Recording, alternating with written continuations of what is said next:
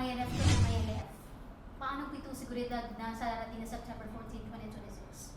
Pakiramdam ho namin yung Moro Islamic Liberation Front as a revolutionary organization ay hindi naman siya makikialam doon sa eleksyon ni.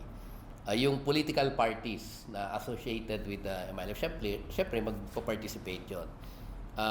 Pero alam ko, merong general consensus among us, among MNLF, MILF, iba pang mga grupo na dapat democratic exercise ito. So hindi kasali rito ang away na may mga baril kasi hindi ho yun ang pinangarap talaga nung magkaroon tayo ng comprehensive agreement on the Bangsamoro. Ang pinangarap ay magkaroon tayo ng malalakas na political parties at yung parties na yun ang mag-compete.